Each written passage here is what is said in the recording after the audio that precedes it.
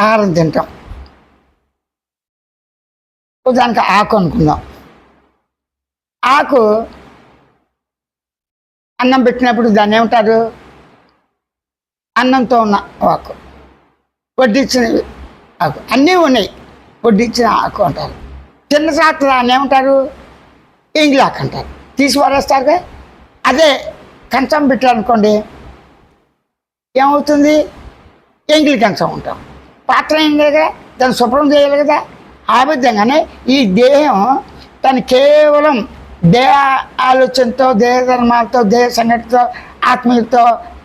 ఆత్మీయులు కాని వాళ్ళతో పూర్తిగా వాడేసేసావు. జ్ఞానకరమైన దాలతో, మనసు బుద్ధి చిత్తాంకాలతో సైతంగా సంపూర్ణంగా లోపల బయట మొత్తం పృథ్వీ అంటే ఈ ప్రపంచాన్ని, ఈ సృష్టిని గమనించే దేహాన్ని అన్ని కోణాల్లో నువ్వు వాడేసేసావు.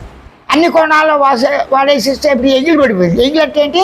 నీకు సుఖం లేదు, తిన్నావు, సంపూర్ణంగా అనుభవించావు. ఇంక ఇది అనుభవించలేదు కూడా లేదు.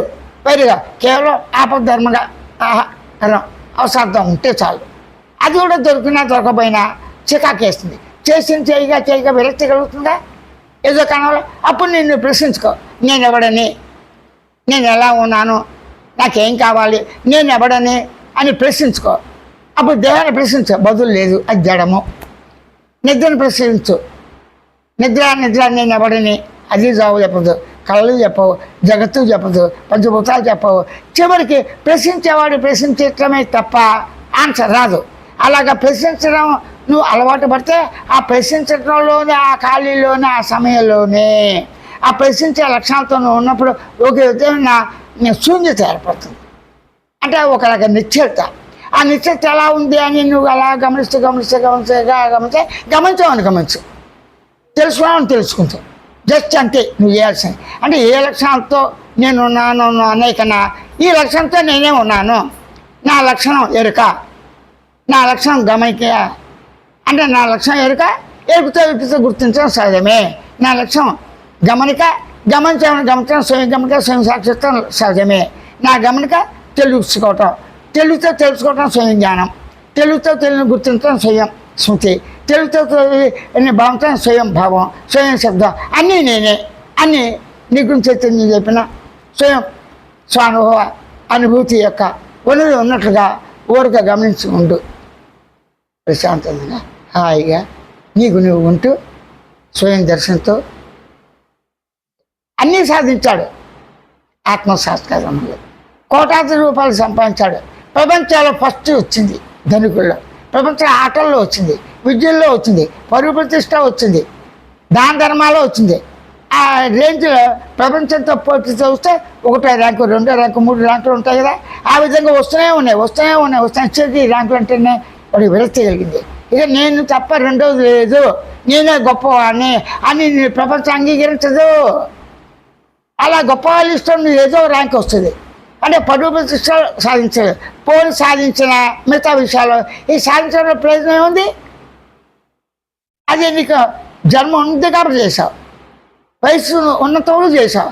అదే వయసు కనుక తాను మృత్యు వచ్చినప్పుడు మృత్యు ఆపుతావా? ఆపలేవు. అంటే మృత్యువు ఆపలేవుగా. మృత్యు స్వస్థ వచ్చాయి, ఇవన్నీ ఏమవుతాయి? చిక్కులు జీకాకులు అని పోతాయి. అప్పుడు నువ్వు ఏ భావంతో పోతావు? దిగులతో అసంతృప్తే కదా. కాబట్టి ముందు మృత్యు ఎప్పుడూ ఉంది. అంటే నీకనే కాదు, వచ్చే మృత్యు. నిద్ర వచ్చిపోయింది, వచ్చింది పుట్టినట్టు లెక్క, పోయింది చచ్చినట్టు లెక్క. మనసు వచ్చింది, మనసు లేని స్థితి వచ్చింది, అదే పుట్టుక చావు. అంటే వచ్చినప్పుడు పుట్టుకని, పోయేటప్పుడు నాశమని, ఇలా పునరపు జన్మ పునరపు మరణం అంటే దేహ దృష్టిలోనే కాకుండా ప్రతి అనుభవం వస్తుంది, అనుభవం పోతుంది, మళ్ళీ వస్తుంది, మళ్ళీ పోతుంది. వాసనలు వస్తాయి, మళ్ళీ పోతున్నాయి. కామక్రోధాలు వస్తాయి, మళ్ళీ పోతున్నాయి. దేవుడు వస్తున్నాడు, పోతున్నాడు. యోగంగా నిలబడుతుంది, మళ్ళీ పోతుంది. ఆకలి లేకుండా ఉండగలుగుతాం, ఆకలితోనే మళ్ళీ వస్తున్నాం. దేవవాసన లేకుండా సమాధిలో ఉంటాం, మళ్ళీ దేవవాసన ఉంటాం. అంటే వీటి రాకడా పోకడా ఎవరు ఆపలేరు. నువ్వు కానీ నేను కానీ ఎవరు ఆపలేరు. అన్నీ నీకు అవగాహన అయిందిగా. అప్పుడు నువ్వుగా ఉండు. ఆ అవగాహన ఎలా అయింది? ఎరుకు ఉండబట్టి, సుఖం ఉండబట్టి, గమనించే లక్ష్యం ఉండబట్టి, శబ్ద లక్ష్యం ఉండబట్టి, భావ లక్ష్యం ఉండబట్టి, అనుభూతిగా ఉండబట్టి, ఉనికి ఉండబట్టి, చైతన్యం ఉండబట్టి నీకే తెలుస్తుందిగా. అలా ఊరకు ఉండు. అన్నీ మాత్రమే ఇక్కడ ప్రతిపాదిస్తున్నాడు. ఎవరికి వారే స్వయంగా ఉన్నదాన్ని ఉన్నట్లుగా గ్రహించి గుర్తించి తెచ్చిన లక్ష్యం ఉన్నదని నిర్గుణ చైతన్య ప్రతిపాదించి స్వయం ప్రబోధ సూచనతో నీకు అవగాహన చేశాడు. మరల ఆ బోధ విను. నీలో మన్నం చేయటం వింటూ ఉంటాయి. గతంలో కూడా అయిపోయా విన్నదాన్ని మనం మన్నం చేయటమే. ఎప్పుడు గురువు చెప్తాడో చెప్పడా కదా, విన్నదాన్ని శ్రద్ధగా విను. మళ్ళీ దాని దృష్టిలోనే మన్నం చేయి. ఆ మన్నం చేసేటప్పుడు మిగతా కార్యక్రమాలు ఏవి ఉన్నా లేకపోతే నీకు ప్రతిరోధం కాదని తెలిసిన వెంటనే స్వయం జ్ఞానం యొక్క ఉన్నట్లుగా స్వయం సాక్షాత్తుగా ఊరక ఉండు. అదే చాలు.